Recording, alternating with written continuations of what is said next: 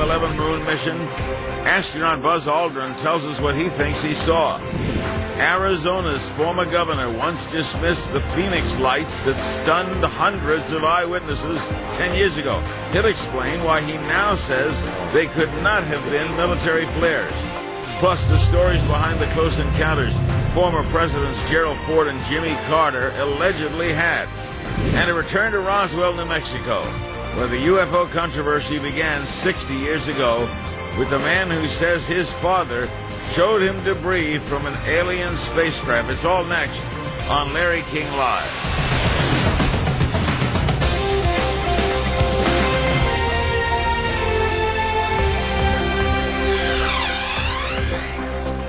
Good evening. It's a topic that won't go away. 60 years ago, July 1947, the small town of Roswell, New Mexico, went from obscurity to global renown after reports that a UFO had crashed there.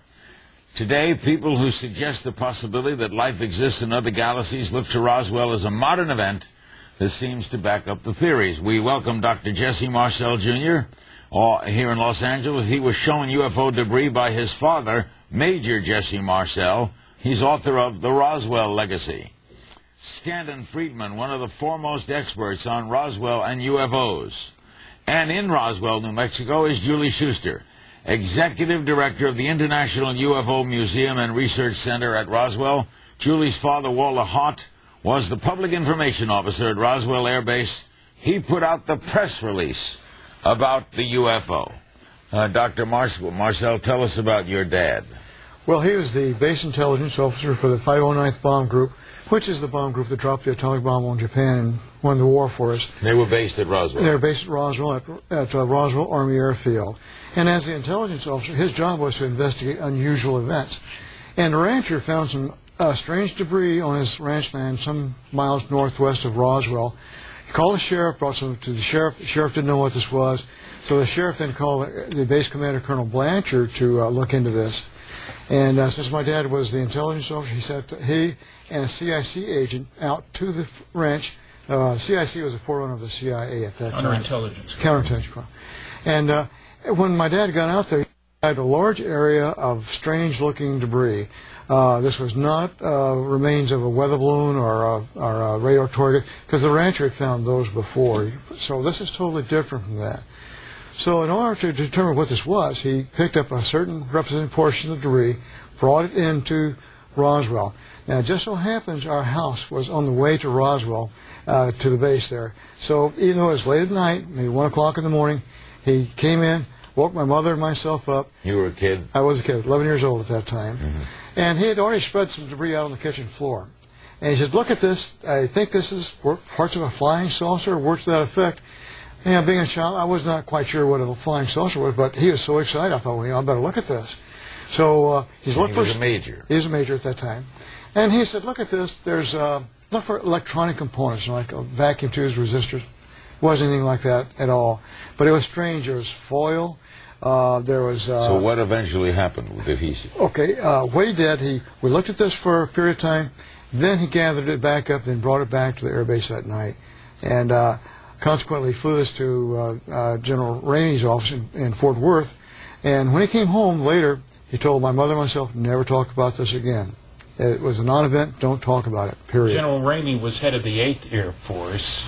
Jesse reported to his boss, Colonel Blanchard. He reported to General Ramey. And this proceeded to lead to a cover-up, in your opinion? There's no question, because General Ramey... Cover-up of what? Well, okay, interesting question. I think alien spacecraft, and they put phony wreckage out. This is General Ramey. And here's his chief of staff, Thomas Jefferson Dubose. And I managed to locate General Dubose, by this time a retired general, mind you, many years later. And he told me that he took a call from Ramey's boss in Washington, telling him, get the press off our back, I don't care how you do it. Send some of that wreckage up here today. There's a great headline. I see, great headline. He said, send some of that wreckage up here today with one of your Colonel Kerrs. I don't want you ever to talk about it again, not even with your buddy Roger Ramey. That's an order. Do I need to put it in writing? No, sir. I've done so many shows on this. I know. Over the years, as you know, we went out in UFO territory in Nevada. Where was that? 51, Area 51. Near Rachel, Nevada. And what has never been answered is, Why cover it up? On my Okay, website, let's say there's life in outer space. Well, That let's is say the they came question. here. Okay. That is Did the they question. were they out to destroy us? What? I have a paper on my website called the UFO Why Questions, and that's the biggest one. Why the cover-up? I give 6 reasons. You want to figure out how they work. They make wonderful weapons delivery and defense systems. You've got wreckage. Rule number 1 for security, I worked under security for 14 years, Larry, is you can't tell your friends without telling your enemies. They listen to you, too, after all. So you're still working on this 40 years later, still working on... Yeah, believe it or not. All right, Julie, hold on. Julie Schuster is Executive Director of the International UFO. Your father was, in the famous name, Walter Haut, he was Public Information Officer. Was he asked to cover it up, too? My father all along said that he issued the press release, and when he asked to see the debris, he said no. He, as far as a cover-up, being part of the cover-up, no. To my knowledge, he was not. What did the press release say? The press release basically said, and using his words, because I've heard it many, many times, was, we have in our possession a flying saucer. It's being flown to higher headquarters at Fort Worth, and his biggest regret on that press release was using the words, it's being flown to higher headquarters, because the media called from around the world saying, how did they know how to fly it? And he had to explain it was being put on aircraft. And then he would, that was his biggest thing. And he said, but he would also add, but it was not of this earth. So that was basically his story. That was the release. What did your father believe? My father believed it was not of this earth. It was not a craft of ours. It was something unknown, and he used the words, not of this earth. He was very emphatic about that. He told me that, too. Do you know why we've not heard of it, or what's your guess, Jesse, in a long time? Well, I'm not sure why we haven't heard about it, because I think the American public is well enough informed about space to know about this. That they deserve to know that there's other life out there, that we're not the only ones. Because if we are, there's an awful lot of wasted space out there. We'll take a break and be back with more. Our full show tonight devoted to UFOs. We have a skeptic as well. He'll be with us. Don't go away. The strange wreckage that Brazel discovered spanned an area 300 yards wide by a mile long. That parcel of land, known to investigators as the debris field, is where some believe an extraterrestrial craft blew apart and fell to Earth.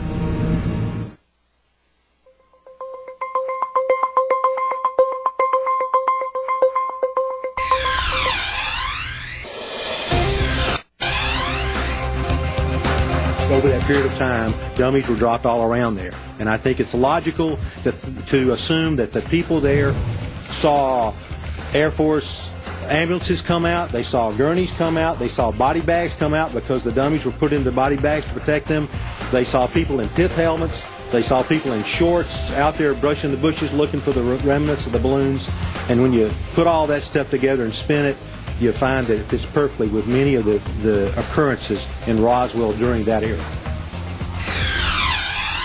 Remaining with us, Dr. Jesse Marcel Jr., Stanton Friedman, and Julie Schuster. By the way, Dr. Marcel wrote The Roswell Legacy. The foreword was written by Stanton Friedman. Joining us now, Michael Shermer, the publisher of Skeptic magazine. Skeptic did a whole issue, a major part of it, an issue on Roswell a couple of years back. And James Fox, filmmaker, executive producer of the feature-length documentary Out of the Blue, the definitive investigation of the UFO phenomenon. That documentary is narrated by our good friend Peter Coyote and was just released on DVD. Is that the one in which Presidents Carter and Ford discussed their sightings? Yes. What do they say? Jimmy Carter said he actually saw a UFO, and he describes he was with, I think, 10 witnesses. And he was on a plane, right? No, he was actually standing outside in Georgia, I believe, and that was when he was a congressman. And he said he just shot off at governor. I'm so sorry, excuse me, he was governor. Yeah, shot off at a high rate of speed and disappeared. And Ford? Ford was involved. It was a very major sighting. It's the equivalent sighting that happened over the state of Arizona that's actually happened over in Chicago. Was it 1966, Stanton Friedman? I'm not sure. I think it was 1966, but the Air Force came forward with some swamp gas explanation, and Ford pushed for Michigan. Yes, Ford pushed for congressional hearings, and he admitted that on. And that's out on DVD now, right? Yes. Michael, what do you make of all this? Well, I think it's good to start with separating two separate questions. Are there extraterrestrial intelligences somewhere in the cosmos, and have they come here? So we have no evidence for either one. Probabilities are probably we're not alone. But it's a vast, empty universe. It's hard to get here, and so forth. The set of evidences used to prove that they've come here are sub what we would expect in a scientific debate. For example, if you're a biologist and you want to name a new species, you have to actually have a type specimen, an actual body. So I always say to the Loch Ness monster people or Bigfoot or aliens, show me the body. I mean, once we have that, then we have what scientists consider to be empirical data, where we can dissect it, photograph it, discuss it, look at it, and so forth. So far, this is still at the level of grainy videos, blurry photographs, and anecdotes. What about about things strange that go bump in the metals night. being taken away and told not to say anything about it? Okay, so first of all, do governments lie? Do they have security cover-ups? Do they have military secrets? Yes, of course. So this is in the middle of the Cold War. This debris that was shown in the photograph was described as, and it looks like, balsa wood, tape, balloons, and in fact, this is Project Mogul. So in the middle of the Cold War, we're launching these high-altitude balloons to monitor Soviet upper atmosphere nuclear explosions. Larry, we're simply ignoring the evidence. Dr. Shermer isn't a skeptic. He's a debunker. He starts with the presumption there's nothing to this. The explanations away from reality, there's no question that stuff isn't part of what Jesse Marcel brought in. This looks like balsa wood and tape. Of course it does, but that's not what was found. That's not what was found out in the desert. This stuff was switched. No. They switched it. The original descriptions on July 8th are very different. The rancher was grabbed, brought back into town, fed a whole new story with information that simply doesn't fit reality. The Mogul balloon explanation doesn't fit. The materials are wrong, the location is wrong, the timing is wrong. Would it surprise anybody to learn that our government told people, don't say this, do say that, because we're in the middle of the Cold War? Of course. The question is to look at the evidence and what he saw. I saw something totally different. He saw. This is not what was recovered. He's the only one in the room that saw something. Yes. 11 years old, but he remembers. I remember that very well. In spite of being 11, because it was such a very intriguing experience.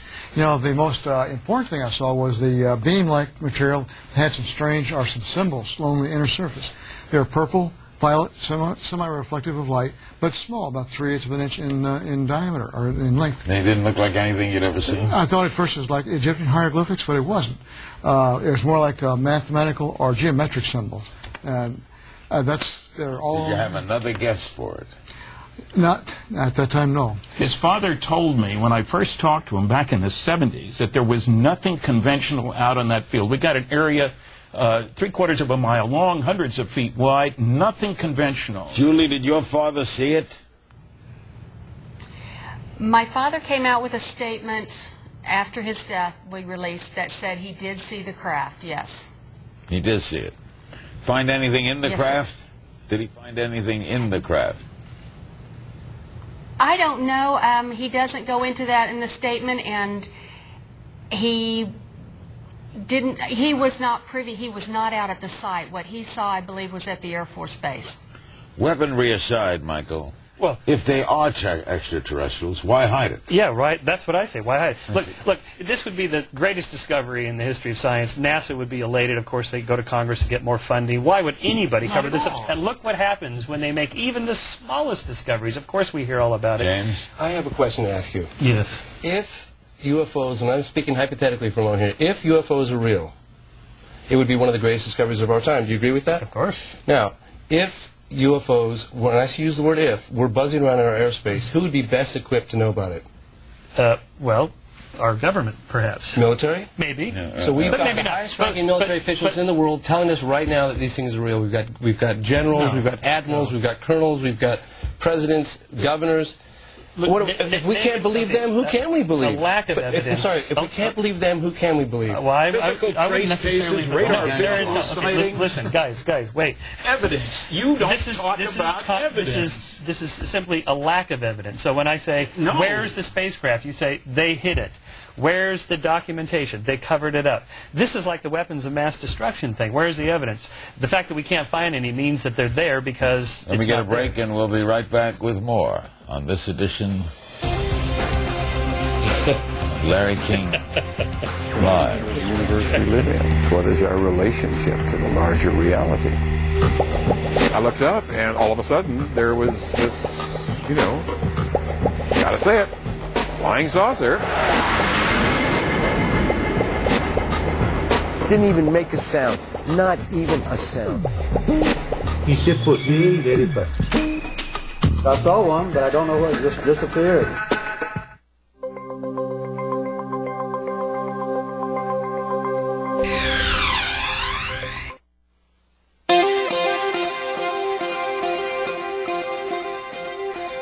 The skeptic here is the only one that brings these. Hey, he drinks beer, too. We worry about evidence. We don't worry about... The truth is, James, we want it to be true. Don't you think 90% of the public wants it to be true? I challenge anyone out there who's watching the show tonight, and I bring this to your attention as well, to watch out of the blue and conclude there's nothing to this phenomenon. It's impossible. Well, when you say nothing to it, of course there's something to explain. It's inexplicable. Before we say something is out of this world, let's first make sure that it's not in this world. Well, and there's so much we don't know about the natural world. There's what so is much it not? It could be military What is it aircraft. not? No, hey, Look, one second. look, The military. All right, there's a 1997 event in your film, Yes. right? What happened? A very massive craft flew over the state of Arizona. It was Maybe. witnessed. No, it's the fact. Light. Okay. Light. No, a craft. This Block kid up said he that could have craft. hit it with a Don't rock. say It massive, was so low. just It was a something. massive craft that flew. This kid said he could have hit it with a rock. Well, so what? All right, well, I'll just tell you what the We're witnesses watching told this me. now. No, you're not. No, you're not watching watching. No, that's not it. That's Wrong just information. That's, Okay. No, that's whatever. right. That's some B-roll from the footage, but it's just That is the Phoenix Lights. That's right. No, those are the flares seen at 10 o'clock, not the massive Think of that as thing eye candy over. seen earlier in the evening Okay. by... Larry, back up a minute. Larry, One think at of a any time. of us Okay, trying to let me finish. explain Let me what finish. that is at So night. there were a lot of people out under the night sky looking up to get a glimpse of the Hale-Bopp comet. And at about 8:30, this very large boomerang-shaped craft flew over and was witnessed by hundreds, if not thousands, of people. About 2 months later, an article broke. It got a lot of local media, and an article broke in USA Today, which pretty much put it to the forefront of in the U.S. The story broke, and Fife Simon came forward and had a press conference. Said he was going to get to the bottom of it. He was the governor of Arizona at the time, and later that afternoon he had a press conference, an unscheduled press conference, where he had one of his aides dressed up in an alien suit and made a joke out of the whole thing. Well, I was always puzzled because I spoke to so many of the witnesses that saw this craft. I was wondering, like, why he did that, why he did what he did. So I contacted him 10 years later, and he not only did he recant the statement, he said he investigated the thing, and then he himself, who's a captain in the Air Force, saw it. Let me ask some fair questions. Okay. Are you open to the possibility, Michael? Of course. I mean, all science is open to that. But just being open to it and what we would like to be true does not make it true. Are you open to the possibility, Jesse, you're wrong? I am. But not really. Not Not really. Well, look, Larry, this has all the earmarks of a myth. It started really in the late 1980s. If you look in the UFO literature of the 1940s, 50s, and 60s, there's almost no mention of Roswell. Other incidences are the big meccas of ufology. It shows you how successful they were. This becomes 40 years after the fact, eyewitnesses start remembering things. We know about the psychology of misremembering, confabulation of different memories. We know the myth. And think about just one thing. Why would the aliens look like this? Well, that's these are who drew bipedal. that? Who drew that? Well, They don't need to pay the only one money that to believes draw in an that. alien. This comes from television but that's designers not drawn from by eyewitness some- accounts. And once it got started, once this You image mean began... from the National Trade Wacko magazine? Yeah, that's right. But once that became the image of what aliens would look like, that's what people began to see in their dreams and their abduction experiences. That's Now, right. wait a minute. So there you Can't go unshallowed. The Betty and Barney Hill case goes back to 1961. It's a new book by myself and Betty's niece. There was a book in 1966 by John Fuller, The Interrupted Journey, bestseller all over the world. A television movie, James Earl Jones in it, 1975. It updates it by 40 years or so, because Kathleen has all her stuff. They were strange little guys. And the work was done to elicit these memories by a psychiatrist who had no interest in UFOs, didn't believe in flying saucers, kept trying to make them think, oh, it was just Betty's dream. And one of the things we do in the book is go over how he was pushing them in the direction of not alien. despite all the evidence, that it was alien. But Stan, you know that on Earth, primates have only evolved once. What are the chances of that happening? We and don't some other know. planet, and they're looking pretty much like us. We don't know. And then they come here and find us. What are the chances? The of that? chances are More very likely- good because more that's likely what that the we are evidence hallucinating these shows. sorts of, So you're saying the governor experiences. of Arizona was hallucinating, and thousands of other witnesses didn't see that? No, that's a different story. UFOs are literally just unidentified flying objects. In Julie- science, it's okay to just say we don't know. Julie, did your father go to his grave believing? Yes, he did. He really did. He was very firm in the fact that he said it was not of this earth. You know, one of the things that seems to be being forgotten to me is the fact that that July 8th, 1947 newspaper is a fact. You know, we may not have a lot of the scientific evidence that is being discussed, but that newspaper and the July 9th are facts. I mean, those are evidence in themselves, and that says it happened. You know, so my father said it did. Numerous people, you know, I was born and raised here. I know these people. They're real people, and they had better things to do with their lives than make up a hoax. She brings up a really good point, too. But not hoax. Why not just honestly misperceiving something? We know that the only atomic bombing group in the world with elite group and military group and handpicked officers and handpicked men, and they're making up stories. Walter wasn't just a PIO. Stan, your whole case is still based on anecdotes. We That's we need something nonsense. more than that. We have What else have 3,000 you got? physical trace cases. We Where? have multiple witnesses. Well, go look, I Mike. brought something. What have you got? We have a headline where's I'm one trying of to those? show. Where's one of those probes from the dashboard? I didn't say probes. Where's one of I the said physical gadgets trace from cases, the multiple spacecraft? witness radar, visual Give cases. us something, you know, like a. I'm saying photographs examined by scientists blurry who photographs. say You know. Blurry you're photographs. making proclamations. You're not doing investigation. All right, I got to get a break, but I want to show this headline first. This is from the Roswell Daily Record. RAAF captures flying saucer on ranch in Roswell region. Roswell Army Airfield is the initial. We thank you, Dr. Marcel and Julie, for being with us. They'll be gone. Others will be coming in. Later in our next half hour, astronaut Buzz Aldrin and what he has to say about a certain UFO sighting. It's very important. Stick around. Do these lights belong to visitors from outer space? Hundreds of people across the valley think it's a distinct possibility. Good evening. I'm Mark Bailey. And I'm Robin Sewell. Thanks for joining us. We start tonight with those strange dots of light that were the talk of the town. Yeah, everybody was excited about the comet. But in the middle of that, these very mysterious lights appeared over Phoenix, over Maricopa County.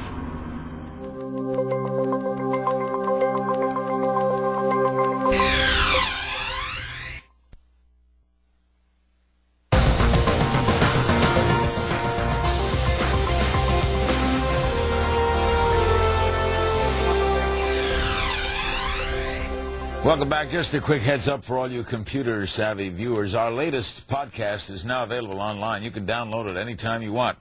It's my interview with some of professional wrestling's biggest names, past and present, people like Chris Jericho and John Cena and Bret Hart. They talk about the life and death of former wrestling star Chris Benoit. To download it, just go to cnn.com/Larry King or subscribe to iTunes.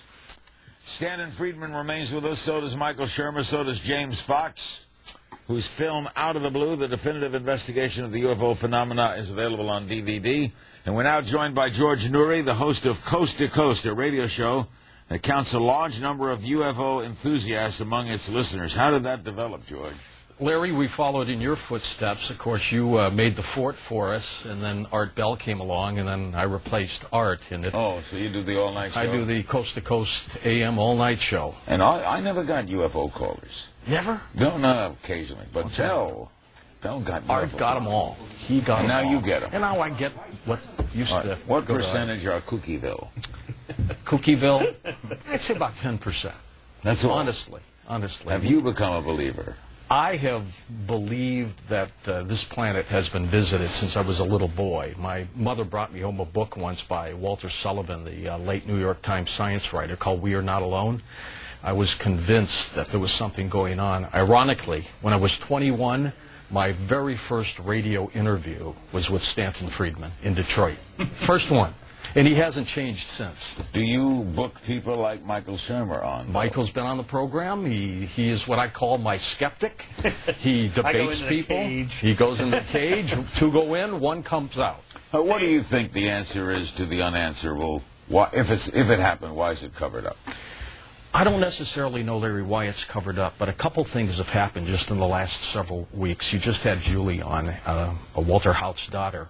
Walter signed an affidavit in 2002. He died in 2005. That affidavit was just released several weeks ago that testifies that he saw the crash, he saw some of the occupants, and then another person, his name's Clark McClellan, who is not very happy with NASA anymore, but he worked on the ground shuttle fleet. He says that he talked with Wernher von Braun, the father of modern-day rocketry, and he said von Braun told him that he saw the debris at Roswell and aliens that had snakeskin. It's an amazing story, and you know, Stanton is aware of this. Wernher von Braun said he saw aliens. According to Clark McClellan. Absolutely. Remember that he Friend was of a based. friend. Good old He was hearsay. based at Fort Bliss, which is right down the street from all of this. So it wouldn't be surprising if, I'm not saying that happened, I'm saying it wouldn't be surprising if von Braun would have been called in to look at wreckage of an alien spacecraft. I mean, the world's foremost expert. So. Given how much we know about the unreliability of human eyewitness testimony, especially when you're observing something at night, How about daytime? And you can't tell distance, size. Somebody says it was the size of a ship or whatever. How do you know? Eyewitness what's the comparison factor there? Don't they use eyewitness testimony in a court of law all the time? And also to identify. Here we're talking about it applies to anything else but this phenomenon. May I say something about the way science works, Larry? Is that the default assumption is that whatever the claim is, it's not true until it's proved. So the burden of proof is on the person making the claim. And as I said at the beginning, we have to have some physical evidence. Anecdotes and eyewitness testimony and so on is a good place to start a research program, but at some point you want to name a new species, you've got to have an actual type specimen, you got to have a piece of the spacecraft, as I've always said to Stan and others. Bring back one of those photographs. We don't have soil sample analysis, radar operators doesn't mean anything. The reason we can identify most cases is that people are good observers and poor interpreters. You can't have it both ways. They are good observers in many cases. We're awful. We're horrible at it. It's interpreted. Throw out all the courts of law. Scientists have to observe too. They're not. The courts of law, eyewitness testimony is not. Can I ask everyone a question just quickly we can all agree on? If UFOs were real and they were buzzing our airspace, who would be the best equipped to know about it? Well, the Air Force.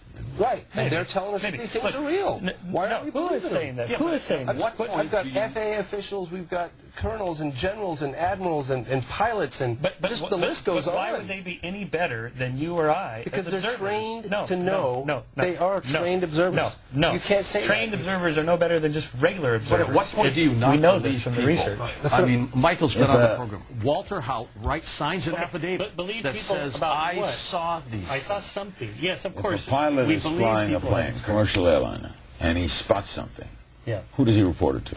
Well, the FAA wouldn't be... The pilots are very reluctant to report. There's a new report coming out within a couple of weeks, I'm told by the guy who wrote it, about the O'Hare sightings on November 7th, reported in the Chicago Tribune on January 1st. Got 1 million hits that article did on their website, which is utterly incredible. Reports coming out. Here we have guys working for United Airlines spotting something over O'Hare Airport.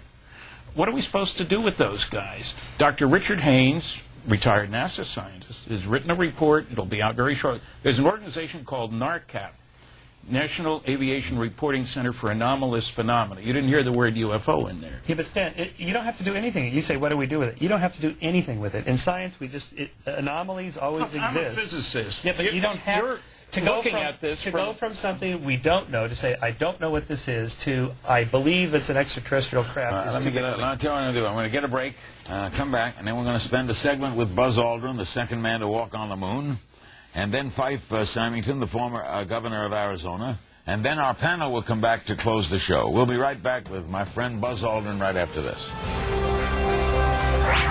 In 1947, Americans found their skies filled with all sorts of strange flying objects.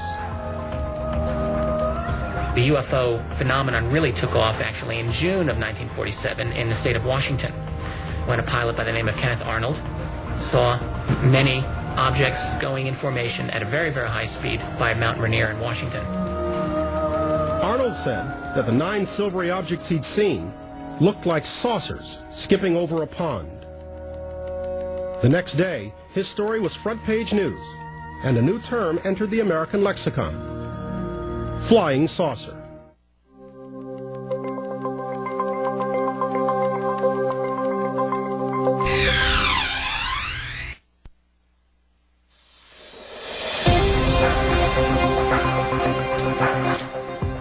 Only 12 men have ever walked on the moon, and the man who did it the second time anyone walked on the moon was Buzz Aldrin. He was part of the first mission that got there. The NASA astronaut on Apollo 11. He's here with a model of Apollo 11. He was with the first pair with Neil Armstrong, of course. And Buzz, the panel remains so that they might want to pop something at him. But Buzz, what's your connection with this program? What did you see? What did I see? Well, we the first day out, maybe 6 hours after launch, we were scheduled to make a mid-course correction. And I'd like to show you a few things in this rocket just to point out the condition that we were in. During launch, this boost protective cover comes off, hopefully not with the command module attached. And then the first stage drops off, the second stage drops off. Unfortunately, I can't take this apart, but there's the third stage, and inside is the lunar module, and this is the command and service module. Once, after going an orbit and a half around the Earth, we fire for 5 minutes this engine here, and we head toward the moon. Now, shortly after that, we separate the command and service module, and it turns around like this, and it docks with the lunar module. I'm going to have to be pretty ambidextrous. Are we getting to a UFO? We're getting to that, yes. I only ask in view of time. I know. This is well, fascinating. You don't want me to be the jury of all these people. No, I don't. All right. Now, notice these 3 and 4 panels. Whenever the command module separates and turns around, those panels go off in 4 different directions. The rocket, now we're separated from the rocket and the spacecraft, the lunar module and the command module, are heading toward the moon. Now, we orient perpendicular to the plane of the sun, the Earth, and the moon, and rotate slowly like this. And we can look out these windows and see the Earth drift by and see the moon drift by. What did you see? And I saw a light out there. Okay? This is after we had witnessed the upper stage rocket next to us make an evasive maneuver to miss the moon. Later missions, it crashed into the moon so that we could determine the seismic effect of crashing into the moon. So you saw a light? So we saw a light, and we thought, wonder what that is. You know, there are a lot of lights out there when you're not looking in the direction of the sun. There are a lot of stars, and they're all fixed relative to each other. Now, one of them starts moving, or it's moving, and we know that that's another object. It's not a star. Stars don't move. Well, they move, but they're so damn far away that we're not going to see them. How long did it follow you? Exactly. That's why I started to do this. Now, we know that if we were to say, Houston, we got a light out the window, it's going along with us, heading for the moon, a lot of these guys are going to go ape, you know? and it's really going to endanger the mission and occupy a lot of our time trying to explain what's going on. All right. So we very shrewdly, Neil did, said, Houston, where is the upper stage? And they didn't know right away, but they said, we'll check with the guys in the back room. The guys in the back room in 10 minutes came back and said it's 6,000 miles away. Whoops. Well, we figured that's not what we're looking at. So we started thinking a little bit more about these 4 panels, and I'd seen a graph where it showed the separation distance that was calculated before liftoff, before the whole mission went, of where these panels would be in case the spacecraft made some maneuver, and they guaranteed there'd be no contact. Hold it right there. You got me held up. I'm going to hold Buzz. We're going to add the governor. We'll figure it all out how to do it. And close with all of them, because I'm suddenly involved in this. What the hell was that? Remember when you called me and you thought the alien was in your room from... Yeah. But I don't want to talk about that. Oh, okay, sorry. There's always sightings of UFOs and all that, so, I mean, people want to see aliens. I want to see an alien. It's just interesting. They're not human. They're not animals. You don't know what they are. To think that humans are the only living organisms to populate this universe is stupidity. I think a lot of people want to know that there's something out there that's beyond our Earth. They're coming, and we'll be ready. All right, our panel remains. Buzz Aldrin, the NASA astronaut, second man on the moon, remains. We're going to have him pick up in a moment his description of that thing flying across the sky as he heads toward the moon. Fife Symington now joins us, the former governor of Arizona, who in 1997 ridiculed an infamous UFO sighting by thousands of people in his state and recently admitted he was wrong. By the way, Fife runs the Arizona Culinary Institute. You were wrong because... Well, I saw the Phoenix lights along with hundreds, if not thousands, of people, and when I saw them on that day in March, I didn't say anything about it. And then the whole issue came back up again in the following June with a big USA Today, I think, article, and there was sort of a frenzy about it. And so I felt that a little levity wouldn't hurt, so we did a spoof over the alien invasion, if you will. And I think a lot of people misunderstood what I was doing. We were just having fun trying to lighten people up so you over do the issue. Acknowledge what? Well, I acknowledge that I saw a craft. I was up in the Sunny Slope area around 8 o'clock at night, and I went out to look to the west, where all the news channels were filming the Phoenix lights. And to my astonishment, this large, sort of delta-shaped, wedge-shaped craft moved silently over the valley, over Squaw Peak, dramatically large, very distinctive leading edge with some enormous lights. And it just went on down to the southeast valley, and I was absolutely stunned because I was turning to the west looking for the distant Phoenix lights, and all of a sudden this apparition appears. It was not an airplane. No, it was definitely not an airplane, and not A-10s, and it was certainly not high altitude flares, because flares don't fly in formation. But he's a pilot. Okay. And a captain in the Air Force. A captain in the Air Force. Buzz, what did you see? What did I see during the flight? Yeah, we saw one of the 4 panels, the 99.999. And these are 3 guys who have flown in space twice and have looked out at the stars and all sorts of things. So, believe, yes, we certainly saw something. We could see, look at it in a second. No, it was one of the panels, yeah. So that's a quick question. Yeah. When you were a test pilot, I think, was it Edwards Air Force Base? I commanded a test pilot school afterward. I was not a test pilot trained. Okay, I was told by a very close source of yours that you actually saw something other than that. A lot of people have said things that I saw. That doesn't mean that I don't want to reveal the source of national television. Someone very close to you told me that you had another sighting that you actually chased. In your years of flying, have you seen strange things?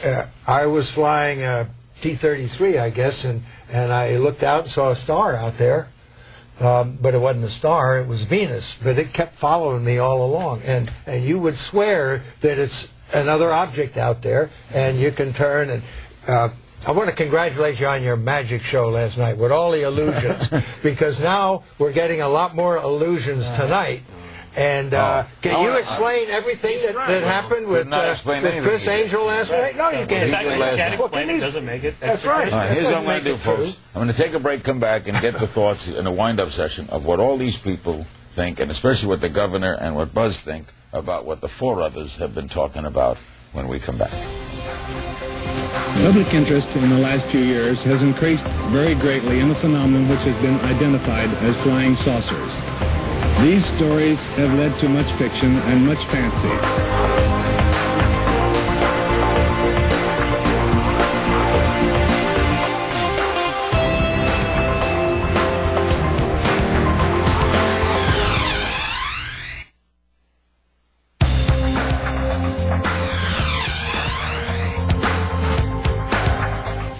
Okay, let's do a round robin here.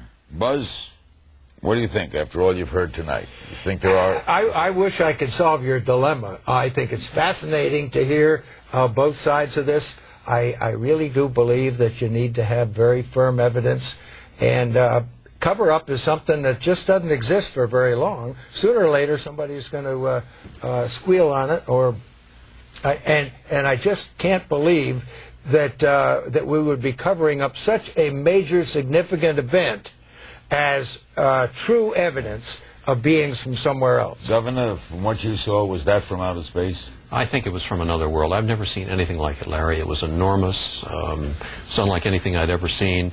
And, you know, it was all over the news. Hundreds, if not thousands of people saw it.